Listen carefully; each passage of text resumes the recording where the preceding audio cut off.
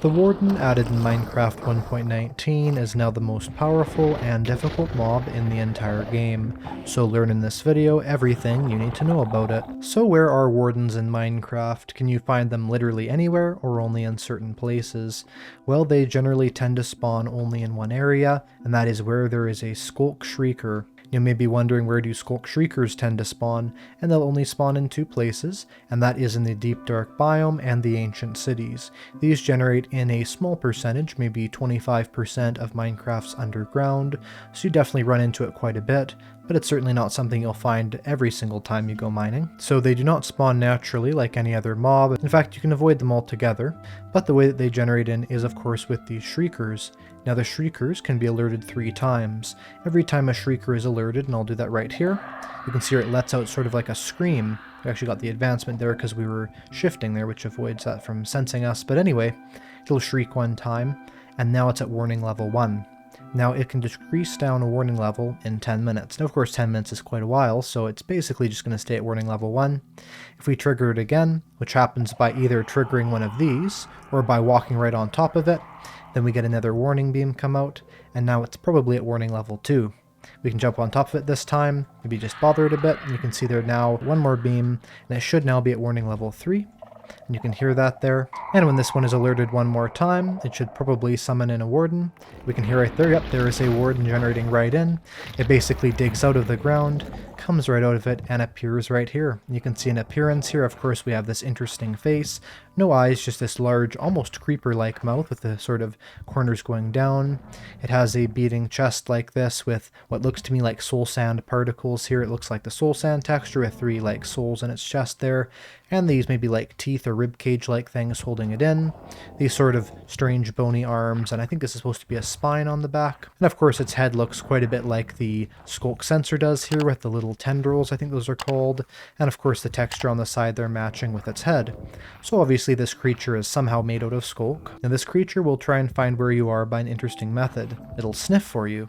That's right, this creature has a big sense of smell, and that's how it'll often try and find a mob, but it also finds them through vibrations. It'll do both. So vibrations are things like, let's say if we go into survival here, we walk around a little bit, there'll be vibrations that are sent to it. You notice it just sent some vibrations there, so now it's going to go see where those vibrations went. But let's say you just heard it sniff there, let's say I was just, being very still up here or something, just like this. That thing may not get any vibrations from me. Notice it's going after that bat now. But generally, it would come and try and get me. Now you notice it just turned dark. So of course the added thing that makes this even scarier is that it will give you the blindness effect, so it's very hard to see where things are. So more or less you'd assume you can of course just be next to it and just shift away like this. It won't get any vibrations from you that way.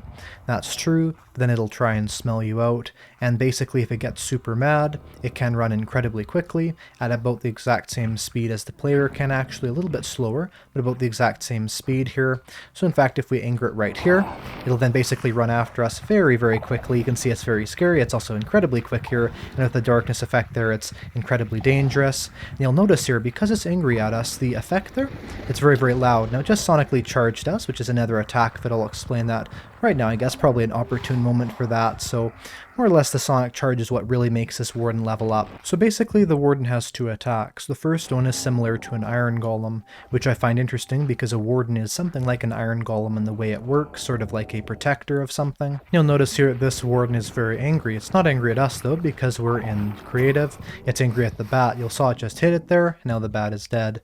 We can actually kind of see its sonic charge in motion. You did just see it when it was chasing me. Now here is a zombie that we can get the Warden to get angry at. See, that's an interesting thing about the Warden. It is angry at every single mob in the entire game, but another Warden. You'll notice this Warden just got very angry at the zombie here. For whatever reason, I can't really see it, but it'll probably shoot a sonic charge at it. And you'll see a sonic blast right here. There it just did that, shooting it at there. If it can't get to a mob, it'll basically do a sonic charge, and it finished it off with the standard attack. Now the Warden has a heartbeat sound, and the heartbeat sound goes quicker the angrier it is. Also something really good to know if you're trying to not die by the Warden here, its main attack has about the same range as an Iron Golem does, maybe a little bit longer, but the sonic beam attack has a range of 20 blocks, so you have to be at least 21 blocks away from the Warden to be out of range of that. So for instance, in the ancient city here, that would mean very, very high up in it, and you couldn't, let's say, just go up on top of one of these towers and expect to be fine. It could shoot you from very far away. Definitely important, get as far away from the warden as possible when it is angry at you, because it has that devastating long range attack as well as the short range attack. Now if a warden doesn't receive any vibrations from any mob for 60 seconds, then it will basically dig back into the ground as you're seeing it do right here. You can see it just dug down, it's basically crawling back in, and you even saw on the side there it sort of disappear. And so all you have to do to basically defeat the warden is just to let it do that. And the idea behind that would be that you just want to get super far away from it, let it despawn after those 60 seconds, and you can go back on to raiding the ancient city here. Which, by the way, I will cover raiding an ancient city in a future video. But something I'll show you right now is how to defeat the warden. And to do this, you're going to want to have some decent tools. Definitely does not have to be this good, but just as good as you can get. Although you could technically do this with something as simple as iron tools. Now when you scare one of these shriekers and get them to shriek, what you'll basically do is when the warden first spawns in, let's see where it spawns in, you will dig beneath it, yes, right here in survival, just dig it so it's in a 2-block deep hole, and then just walk away. And basically because it's trapped in that hole there and it cannot hit you when it's first summoning in, you are completely safe. And also because the sonic beam attack can only get you within 20 blocks of range, you can simply walk or crouch away and you're completely fine.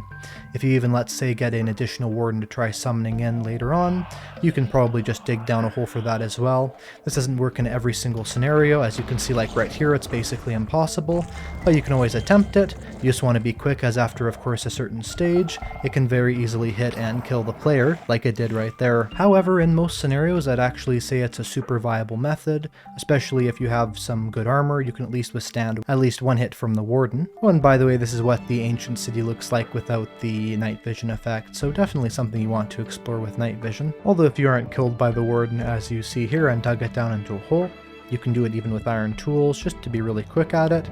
This warden here will just despawn after 60 seconds here, so I'm assuming a common trend might be seeing ancient cities with lots of little 2x2 block wide holes in them that were previously there to capture wardens. Also, it kind of goes without saying, but they're just never a good reason to try and kill the warden straight on. It basically will never be successful no matter what. So there's no way to just be a pro at the game and do that. You definitely have to use a bit more strategy, or at least some long-range weapons. Now, of course, the best way of defeating the warden in a sense is just to break the Skulk Shriekers, although of course that's often very difficult to do. And actually something good to note on the topic of Skulk Shriekers is that the ones placed in by the player, as you can of course silk touch these and replace them somewhere else, and also the ones generated in by a catalyst, neither of those can summon in the wardens. And so let's say you have an ancient city and you fully cleared out of Skulk Catalysts, that area can never spawn in wardens ever again, so each Skulk Catalyst can sort of be thought of as an individual warden spawner. But let's say you want to defeat a warden the way that Mojang intended. Here's what you want to do. You want to have a bow with power 5 and some spectral arrows. You want some projectiles, maybe some eggs. I find those work well, because if the baby chicken spawns in, it distracts the warden more. And you also want some building blocks. But it is very hard to do. We'll try it right now. So we're going to start by angering the Shrieker here. And after angering it the last time here, we will have our warden summon in. And I will show you what to do.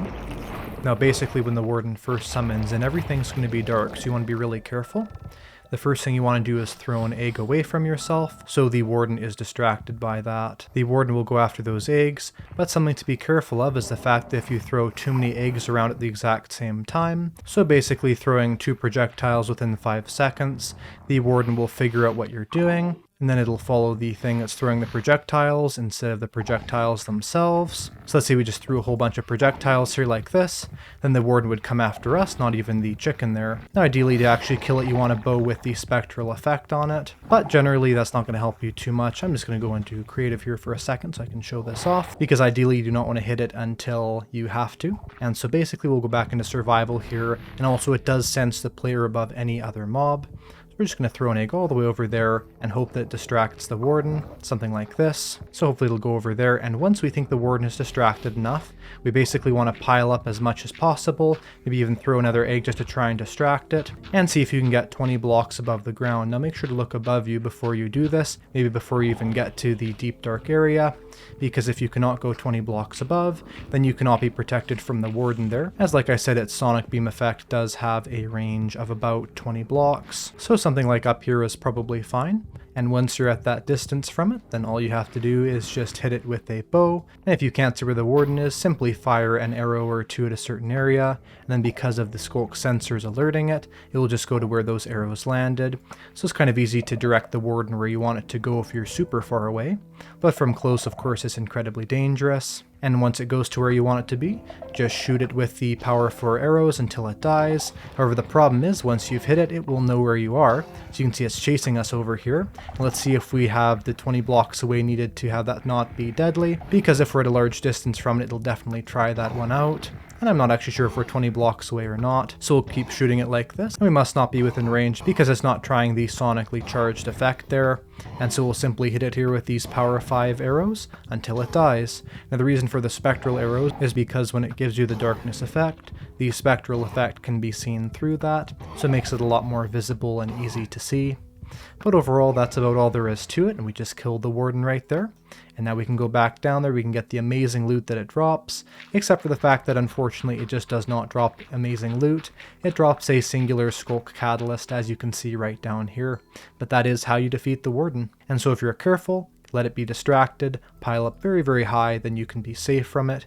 However, again, sometimes it'll be smart, it'll go around somewhere, it'll try and get really close to you. So if you do not have a high ceiling in the ancient city or a high ceiling where you are, that method simply does not work. And I would definitely say with the warden that prevention is the best cure. Something like Lytra is also really good. If it comes after you, you can just simply fly away. And then from maybe really far away, you can shoot it from a distance, as of course bows have a very large range. And when you're sneaking away from the warden, something that often helps is the Swift Sneak enchantment, which goes on leggings. This can actually be found only in the ancient cities, and you can notice here if I just sneak without it or crouch, you can see of course I'm going very slow, because that's what happens.